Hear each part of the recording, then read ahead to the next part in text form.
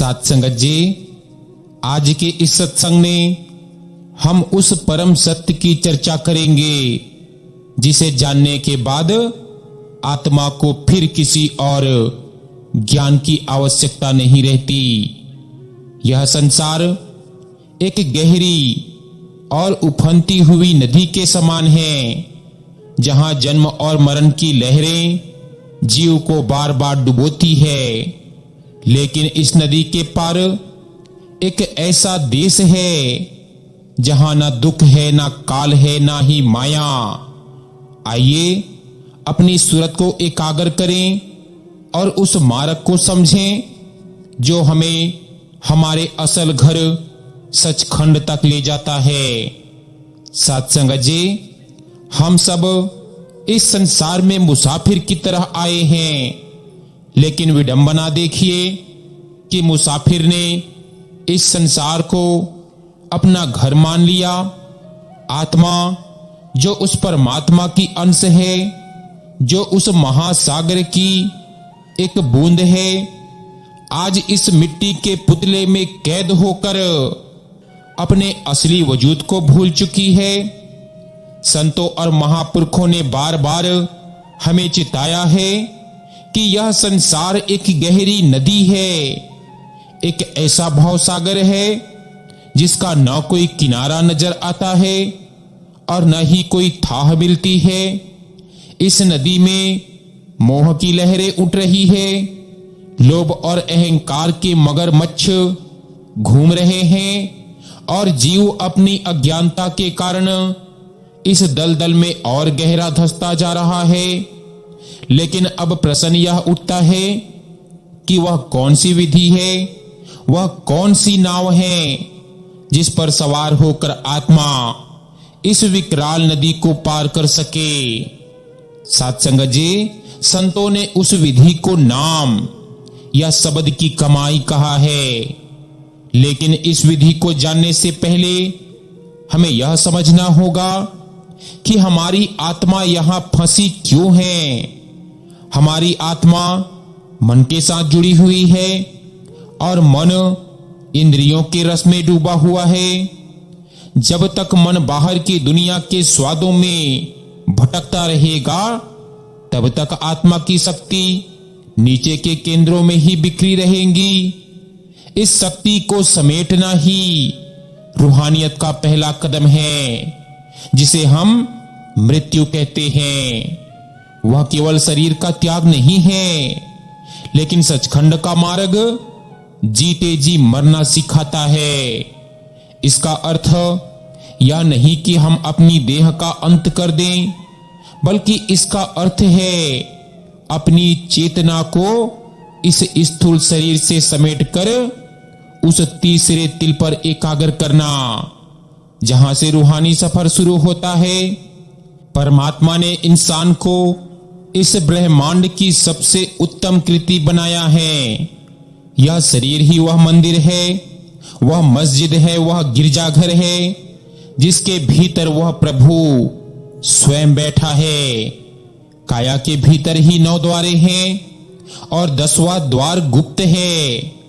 जब तक हमारी तवज्जो इन 9 द्वारों यानी आंख, कान, नाक, मुंह आदि में बहती रहेंगी, हम बाहरी माया के शोर में ही उलझे रहेंगे। सचखंड जाने का रास्ता भीतर की ओर मुड़ता है। जैसे नदी का पानी जब तक बिखरा रहता है, उसकी कोई शक्ति नहीं होती, लेकिन जब उसे बांधकर एक दिशा दी जाती है, तो वह बड़े बड़े पर्वतों को चीर देता है। ठीक वैसे ही जब हमारी बिखरी हुई सूरत सिमरन के माध्यम से एकाग्र होती है, तब वह उस अनहद शब्द को सुनने के काबिल बनती है। यह मार्ग अत्यंत सूक्ष्म है। संतों ने कहा है कि यह खांडे की धार पर चलने जैसा है, पर घबराने की बात नहीं है, क्योंकि जो जीव व्याकुल होकर अपने सच्चे पिता को पुकारता है, उसके लिए परमात्मा स्वयं सतगुरु के रूप में इस धरती पर आते हैं।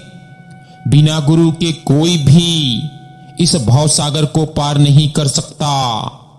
गुरु वह मल्लाह है जो जानता है कि नदी की धारा कहां तेज है और कहां शांत। वह हमें शब्द का भेद देते हैं। वह नाम की वह पूंजी हमें सौंपते हैं जो ना कभी चोरी हो सकती है और ना कभी खत्म होती है। अक्सर लोग समझते हैं कि माला फेरने या तीर्थों पर जाने से मुक्ति मिल जाएगी, लेकिन सत्य यह है कि जब तक भीतर का पट नहीं खुलता तब तक जीव भटकता ही रहता है। सचखंड वह स्थान है जहां केवल प्रकाश और शब्द का साम्राज्य है। वहां न सूरज की रोशनी है न चांद की, क्योंकि वहां उस अकाल पुरुष का अपना तेज है। वहां पहुंचने के लिए हमें अपनी अहंकार को मारना होगा। सत्संग जी, यह रूहानी सफर वैराग्य से शुरू होता है। संसार से शरीर का वैराग्य नहीं, बल्कि मन का वैराग्य। हमें कमल की फूल की तरह बनना होगा जो रहता तो कीचड़ और पानी के बीच है, लेकिन उससे लिपट नहीं होता। इंसान का जीवन बहुत छोटा है और अवसर बहुत बड़ा। हम यहां हीरे बटोरने आए थे, लेकिन कंकड़ पत्थरों में उलझ गए। जिसे हम अपना परिवार, अपनी जायदाद, अपना मान सम्मान कहते हैं, वह सब इसी किनारे पर छूट जाएगा। केवल नाम की कमाई ही रूह के साथ जाएंगी। सत्संग का अर्थ ही यही है कि सत्य का संग। जब हम महापुरुषों के वचन सुनते हैं तो हमारे मन की मैल छंटने लगती है, हमारी सोई हुई आत्मा जागने लगती है। उसे याद आने लगता है कि उसका असल घर कहां है। वह यहां की अजनबी गलियों में भटक रही है, जबकि उसका पिता सचखंड में उसका इंतजार कर रहा है। हमें बस इतना समझना है कि हम एक बंदी हैं, इस काल के देश में कर्मों के जाल में जकड़े हुए हैं। हर कर्म एक नई जंजीर पैदा करता है। इस जंजीर को काटने का एकमात्र तरीका कुल मालिक की भक्ति और सतगुरु की शरण है। जब हम पूर्ण समर्पण के साथ उनके चरणों में बैठते हैं, तब वे हमें वह जुगत सिखाते हैं जिससे हम शरीर के बंधनों से ऊपर उठ सकें। ध्यान, सिमरन और भजन, यही वह त्रिवेणी है जिसमें स्नान करके आत्मा निर्मल होती है। जैसे जैसे हम सत्संग की गहराई में उतरेंगे, हम उन रूहानी मंजिलों के बारे में जानेंगे जिन्हें पार करके रूह सचखंड पहुंचना है।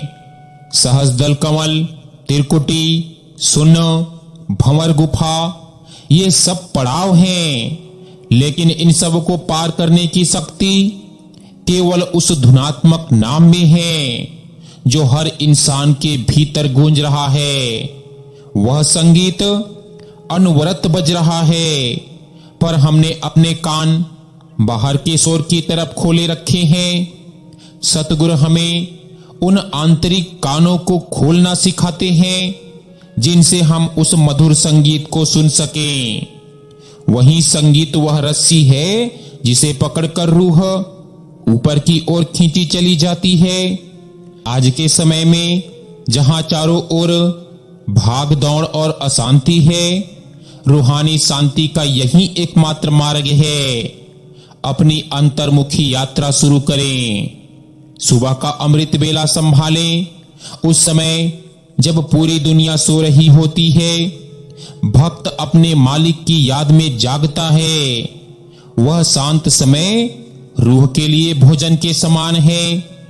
जितना अधिक हम सिमरन करेंगे, उतना ही हमारा मन स्थिर होगा, और स्थिर मन ही उस परम ज्योति का दर्शन कर सकता है।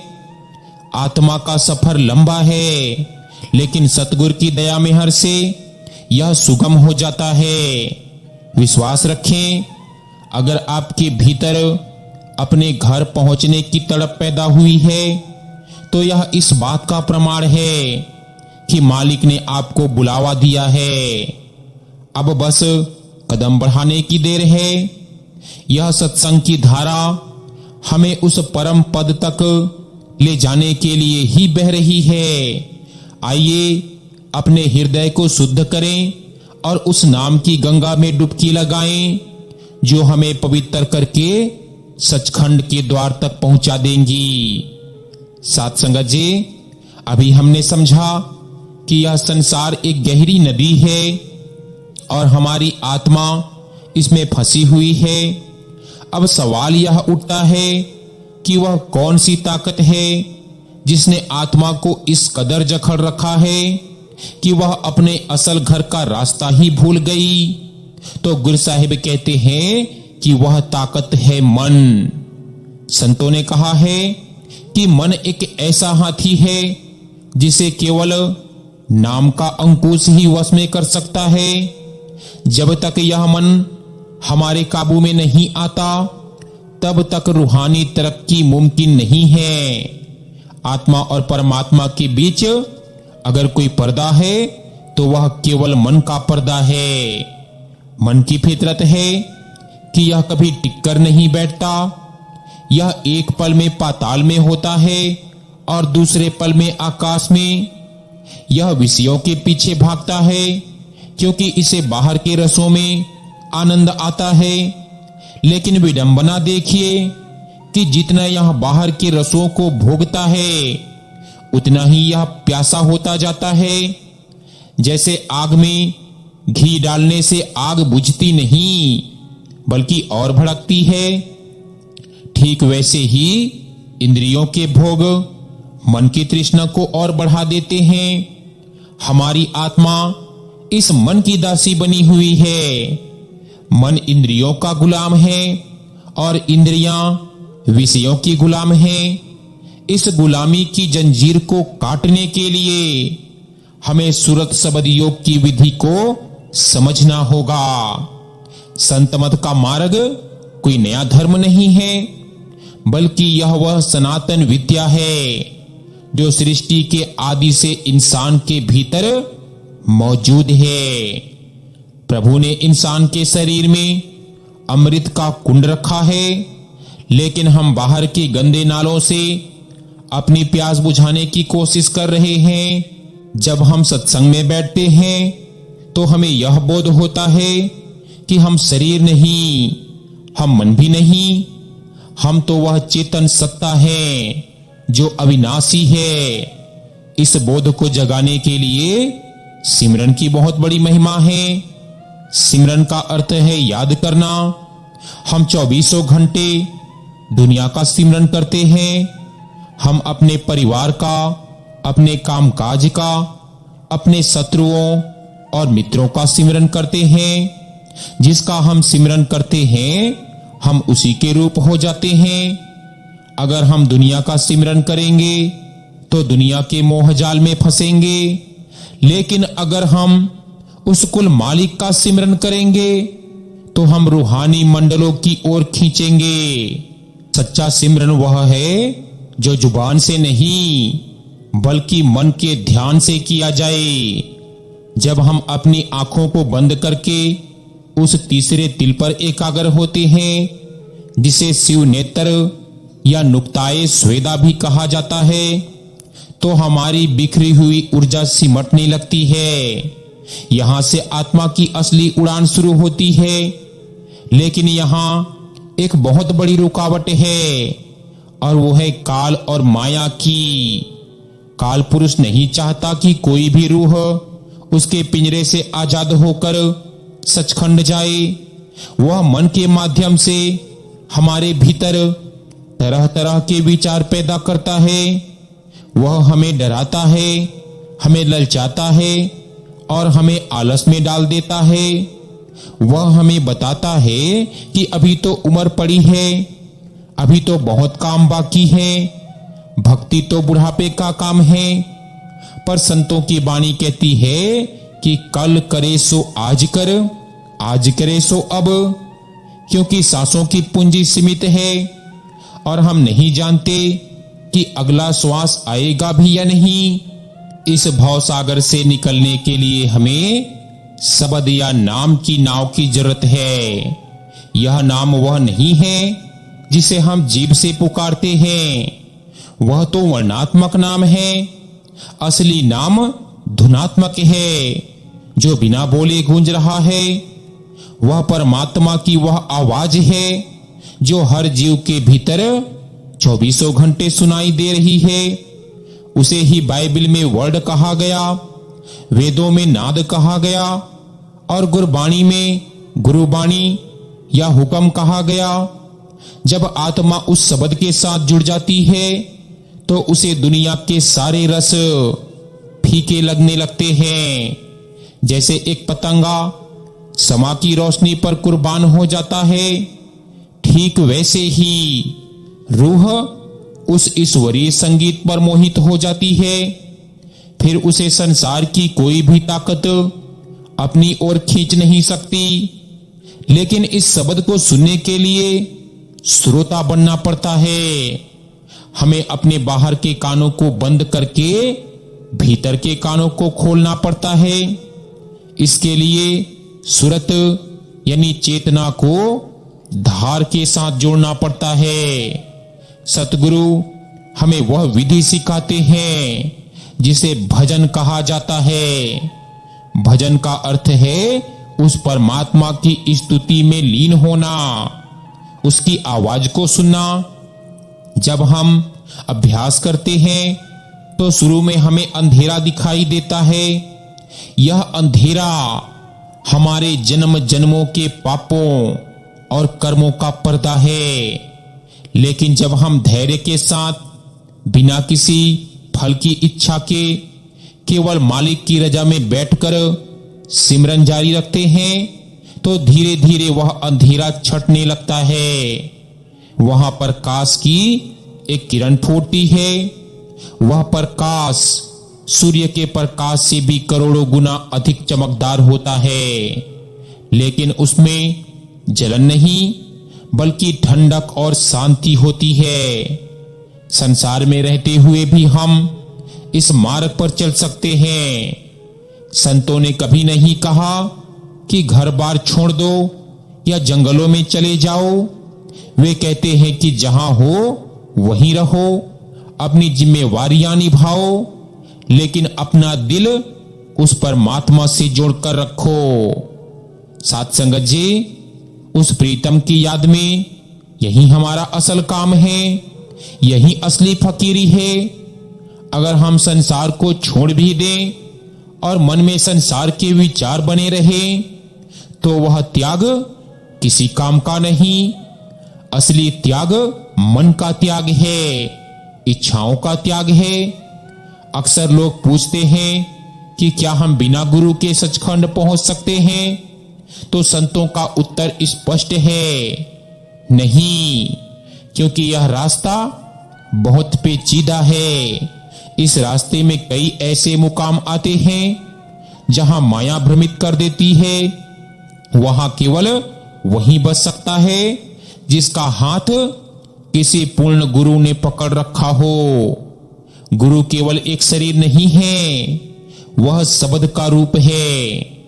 वह हमारे भीतर मार्गदर्शक बनकर साथ चलता है। जब हम ध्यान में बैठते हैं और मन भटकता है तो गुरु की शक्ति ही उसे वापस केंद्र पर लाती है। गुरु का प्रेम वह चुंबक है जो रूह को खींचकर सचखंड ले जाता है। साथ संगत जी, आज हमारा लक्ष्य यह समझना है कि मन ही हमारा सबसे बड़ा शत्रु है और यदि इसे जीत लिया तो हमने जग जीत लिया। इसीलिए तो गुरु साहिब कहते हैं कि मन जीते जग जीत। मन को जीतने का तरीका उसे डराना या दबाना नहीं है, बल्कि उसे ऊंचे दर्जे का रस देना है। जब मन को नाम का अमृत मिल जाता है तो वह बाहर के गंदे रसों को अपने आप छोड़ देता है। वह उस आनंद में मस्त हो जाता है जो स्थायी है, जो कभी घटता नहीं। आत्मा को अपनी असलियत पहचाननी होगी। वह यहां की मिट्टी नहीं है, वह तो उस नूरानी देश की राजकुमारी है जो यहां माया की दासी बनकर रह गई। उसे अपने पिता का घर याद करना होगा। उसे याद करना होगा कि वह क्यों आई थी और कि वह क्या कर रही है। यह जीवन एक मेला है, शाम होते ही सब बिखर जाएगा। ना कोई साथ आया था, ना कोई साथ जाएगा। केवल मालिक का नाम और सतगुरु की दया ही परलोक में हमारा साथ देंगी। इसीलिए गुरु साहिब कहते हैं कि ए जीव, उठ और जाग, मोह की नींद से बाहर निकल, अपनी सूरत को एकाग्र कर और उस मार्ग की खोज कर जो तुझे तेरे सच्चे घर सचखंड ले जाए, जहां पहुंचकर फिर कभी वापस नहीं आना पड़ता, जहां परम आनंद है और जहां तू अपने प्रियतम परमात्मा में लीन होकर एक हो जाएगा।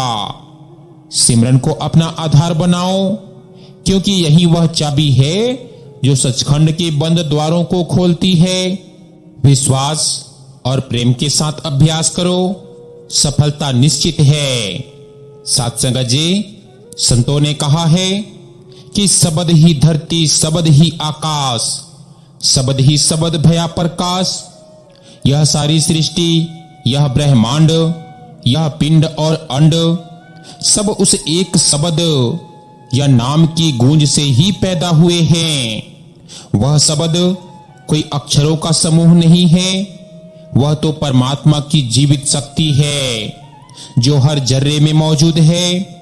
जब जीव सतगुरु की शरण में आता है तो गुरु उसे उस गुप्त ध्वनि से जोड़ देते हैं।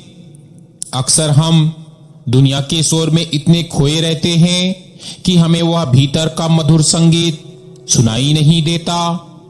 जैसे एक रेडियो को सही स्टेशन पर ट्यून करना पड़ता है, वैसे ही अपनी सूरत को उस रूहानी तरंग पर ट्यून करना पड़ता है। इसके लिए सबसे पहले सिमरन के द्वारा एकाग्रता पैदा की जाती है। जब सिमरन पक्का हो जाता है तो रूह की धार आंखों के पीछे तीसरे तिल पर जमा होने लगती है। यहां पहुंचते ही जीव को महसूस होता है कि वह शरीर से अलग है। इसे ही संतों ने मौत से पहले मरना कहा है। जब रूह शरीर के 9 द्वारों से सिमटकर 10वें द्वार पर आती है तो उसे एक अजीब सी शांति और हल्कापन महसूस होता है। यहीं से रूहानी सफर की पहली मंजिल शुरू होती है, जिसे सहस्रदल कमल यानी 1000 पंखुड़ियों वाला कमल कहा जाता है। यहां आत्मा को एक अद्भुत ज्योति के दर्शन होते हैं, जैसे हजारों सूर्यों का प्रकाश एक साथ उदय हो गया हो।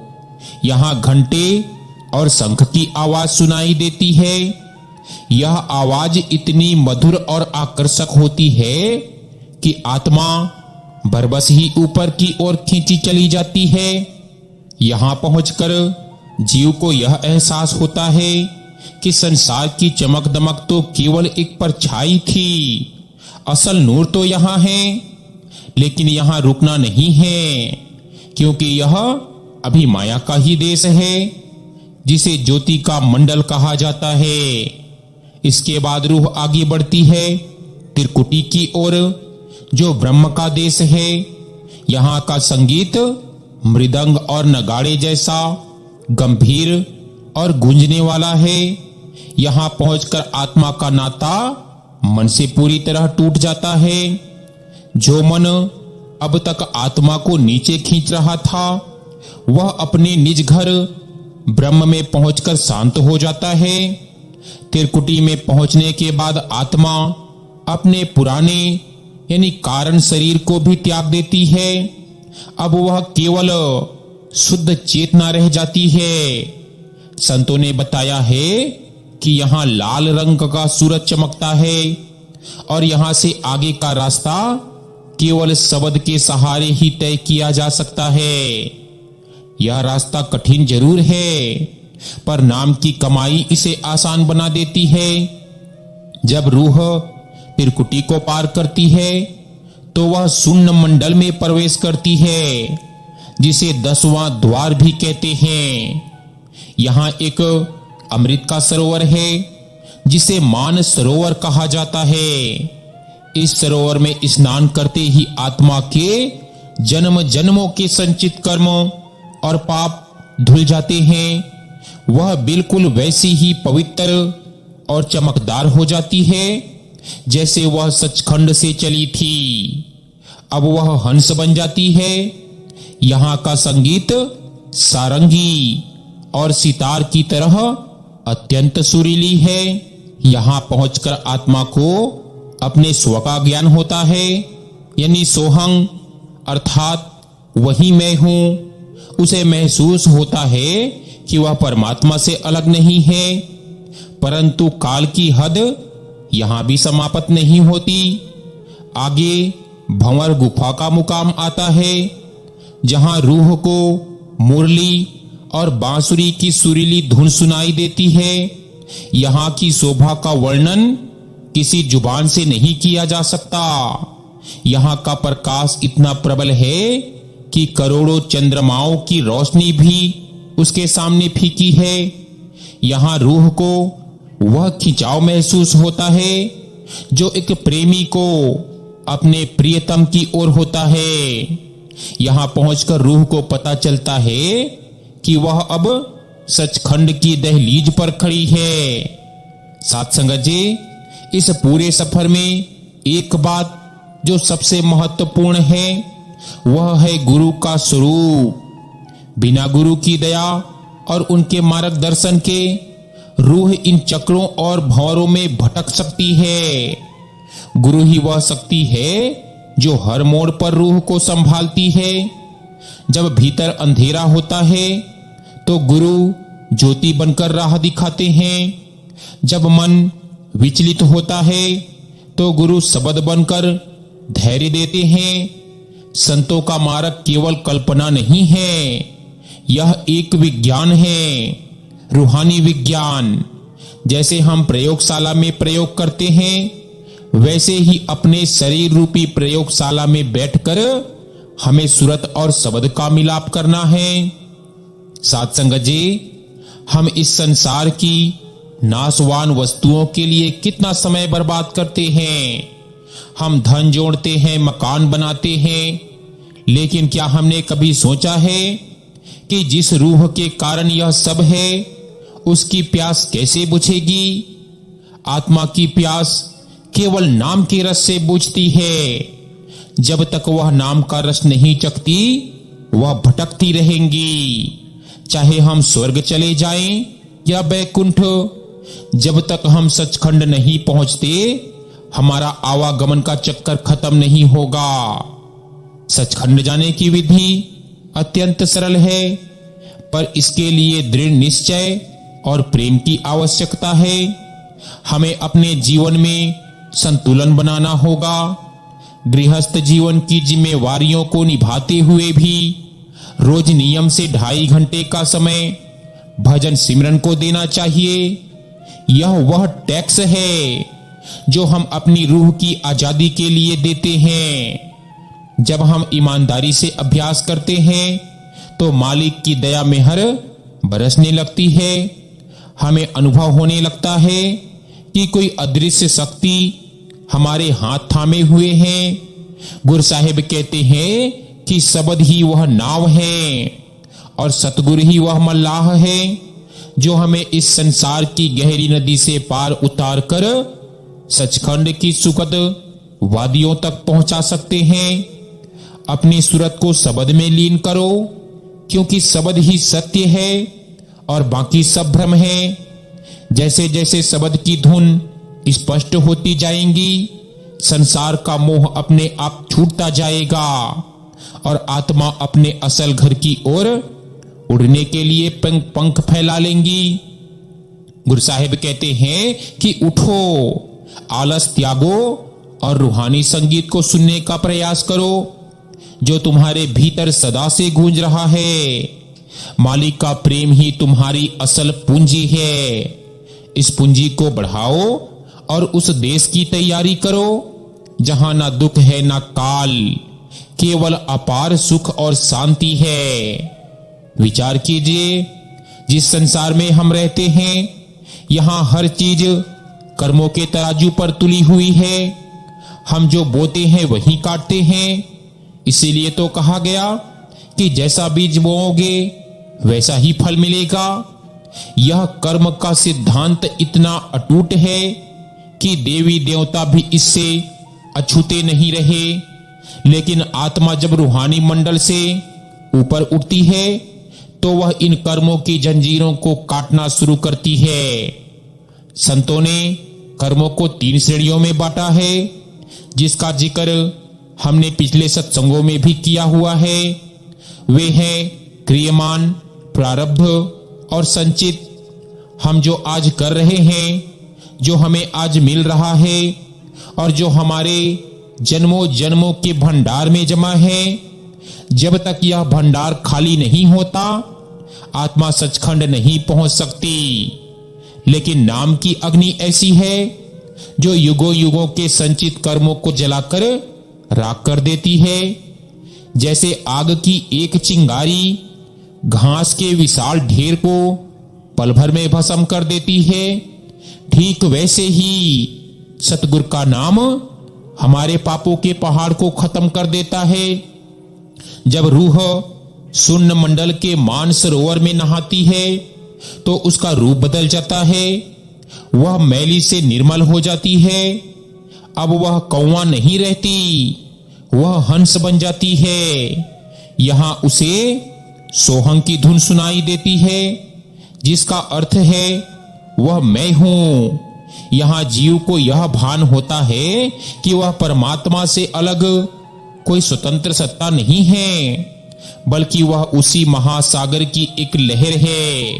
अक्सर लोग पूछते हैं कि क्या गृहस्थी में रहकर यह सब मुमकिन है? तो संतों का जवाब है हां। राजा जनक भी तो गृहस्थी थे, पर वे विदेह कहलाए क्योंकि उनका मन संसार में होते हुए भी परमात्मा में लिप्त था। हमें दुनिया का काम केवल एक ड्यूटी समझकर करना चाहिए। जैसे एक बैंक का क्लर्क करोड़ों रुपए गिनता है, पर वह जानता है कि एक भी पैसा उनका नहीं है। वैसे ही हमें परिवार और धन दौलत को उस मालिक की अमानत समझना चाहिए। जिस दिन हम मेरा मेरा छोड़ देंगे, उसी दिन से तेरा तेरा का आनंद शुरू हो जाएगा। संगत जी, गुरु साहिब का आज का संदेश यही है कि अपने भीतर के उस नाम को पहचानो। दुनिया के शोर को कम करो ताकि तुम उस महीन आवाज को सुन सको। वह आवाज तुम्हें पुकार रही है, वह तुम्हें कह रही है कि बच्चे घर वापस आ जा, तू यहां दुख पा रहा है। उस पुकार को सुनो और अपने कदम सचखंड की ओर बढ़ाओ। सतगुरु का हाथ थामे रखो, वे तुम्हें भौरों से निकालकर उस पार ले जाएंगे जहां केवल प्रेम, प्रकाश और शाश्वत शांति है। साथ संगत जी, संतों ने कहा है कि सचखंड वसै निरंकार, कर कर वेखे नदरी निहाल। जब रूह भंवर गुफा के सूक्ष्म रहस्यों को पार कर लेती है तो वह काल और महाकाल की हद से ऊपर उठ जाती है। यहां पहुंचकर माया का पर्दा पूरी तरह फट जाता है। अब रूह को न तो कर्मों का भय रहता है और न ही पुनर्जन्म का डर। यहां से सत्यलोक की वह दिव्य सुगंध आने लगती है जो रूह को अपने और बेतहासा खींचती है। विचार कीजिए, सचखंड कोई कल्पना नहीं है, यह वह असल घर है जहां से हम सब बिछड़कर आए थे। इस संसार में हम जो कुछ भी सुख भोगते हैं वह तो केवल उस असल सुख की एक फीकी परछाई है। सचखंड में पहुंचकर आत्मा को जो पहली चीज अनुभव होती है वह है पूर्ण प्रकाश। वहां की एक एक हंस यानी मुक्त आत्मा करोड़ों सूर्यों और चंद्रमाओं से भी अधिक प्रकाशवान है। वहां का संगीत बीना उसकी मधुर धुन जैसा है, जिसे सुनते ही रूह परम आनंद में डूब जाती है। वहां पहुंचकर रूह को पता चलता है कि परमात्मा और उसमें कोई अंतर नहीं था, केवल एक भ्रम की दीवार थी जो सतगुरु के शब्द ने ढहा दी। संगत जी, सचखंड पहुंचने की विधि में समर्पण का बहुत बड़ा स्थान है। हमने अब तक नाम की कमाई की, हमने सिमरन किया, हमने भजन किया, लेकिन आखिरी कदम हुक्म और रजा का होता है। जब आत्मा इस मुकाम पर पहुंचती है तो वह पूरी तरह से सद्गुरु के चरणों में स्वयं को अर्पण कर देती है। वहां मैं का अस्तित्व शून्य हो जाता है। जब तक मैं रहता है तब तक द्वैत रहता है, और जब मैं मर जाता है तब केवल तू ही तू रह जाता है। संतों ने इसी अवस्था को फना होना कहा है। जैसे एक बूंद समंदर में गिरकर समंदर बन जाती है, वैसे ही आत्मा उस अकाल पुरख में मिलकर स्वयं अकाल हो जाती है। इस गहरे सत्संग का सार यही है कि हमें अपनी सूरत को दुनिया के पचड़ों से निकालकर उस शब्द की धुन में लगाना है। अक्सर हम दुनियावी दुखों से घबराकर मालिक को कोसने लगते हैं, लेकिन याद रखिए ये दुख हमें साफ करने के लिए आते हैं। जैसे सोने को कुंदन बनाने के लिए आग में तपाया जाता है, वैसे ही मालिक अपने प्यारों को दुखों की भट्ठी में डालकर उनके कर्मों की मैल को जला देते हैं। अगर जीवन में कोई कठिनाई आए तो समझें कि वह मालिक की मौज है। वह हमें संसार से तोड़कर अपने चरणों से जोड़ना चाहता है। सचखंड का मार्ग प्रेम का मार्ग है। बिना प्रेम के ना तो सिमरन में रस आता है और ना ही भजन में मन टिकता है। प्रेम वह धागा है जो जीव को परमात्मा से बांध देता है। साथ संगत जी, सतगुरु हमें वही प्रेम सिखाते हैं। वे हमें बताते हैं कि इस संसार के रिश्ते नाते केवल स्वार्थ और कर्मों के लेन देन पर टिके हैं। आज जो हमारा मित्र है कल वही शत्रु बन सकता है, लेकिन वह कुल मालिक और उसका नाम सदा हमारे साथ रहता है। चाहे हम जाग रहे हो या सो रहे हो, चाहे हम इस शरीर में हो या इसे छोड़ चुके हो, वह शब्द स्वरूपी गुरु हर पल हमारी रक्षा करता है। आज हमें यह समझना होगा कि रूहानियत कोई बाहरी दिखावा नहीं है। यह तिलक लगाने, माला फेरने या विशेष वस्त्र पहनने का नाम नहीं है। यह तो भीतर का बदलाव है। अगर सत्संग सुनने के बाद भी हमारे स्वभाव में नम्रता नहीं आई, अगर हमारे दिल में दूसरों के लिए दया नहीं जागी, तो समझो हमने अभी मार्ग की शुरुआत भी नहीं की। सचखंड का द्वार केवल उनके लिए खुलता है जो गरीब यानी निर्मल और अहंकार रहित हैं। कहते हैं मन नीवा मत ऊंची, यही वह चाबी है जो रूहानी खजानों को खोलती है। जब रूह सचखंड की सीमा में प्रवेश करती है तो उसे सत्य पुरुष के साक्षात दर्शन होते हैं। वह पुरुष जो आदि है, मध्य है और अंत है, जिसे ना जन्म लेना पड़ता है ना जो कभी मरता है। वहां पहुंचकर रूह को वह अमृत पीने को मिलता है जिसे पीकर फिर कभी प्यास नहीं लगती। वह आवागमन के 84 के चक्कर से सदा के लिए मुक्त हो जाती है। वह अपने निज घर पहुंच गई है, जहां से उसे अब कभी कोई बाहर नहीं निकाल सकता। इसीलिए ए इंसानी जामे में छिपी हुई रूहों, पहचानो अपनी शक्ति को। तुम मिट्टी के पुतले नहीं हो, तुम प्रकाश की किरण हो। इस संसार रूपी गहरी नदी में गोते खाना बंद करो और सतगुरु की नाव में सवार हो जाओ। वक्त कम है और मंजिल दूर है। रोज अपने अभ्यास को समय दो, सिमरन की डोरी को ढीला मत होने दो। जितना तुम मालिक की ओर एक कदम बढ़ाओगे, वह दयालु मालिक तुम्हारी ओर 100 कदम बढ़ाएगा।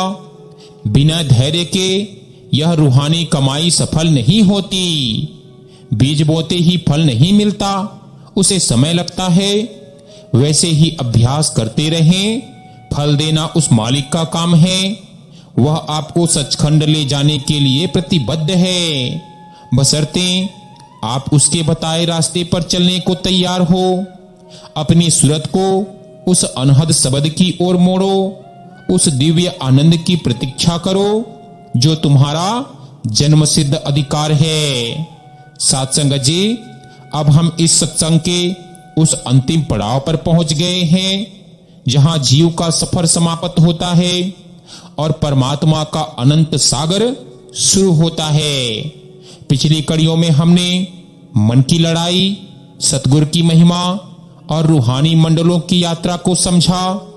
अब इस अंतिम कड़ी में हम उस महामिलन की चर्चा करेंगे जिसे संतों ने अभेद अवस्था कहा है।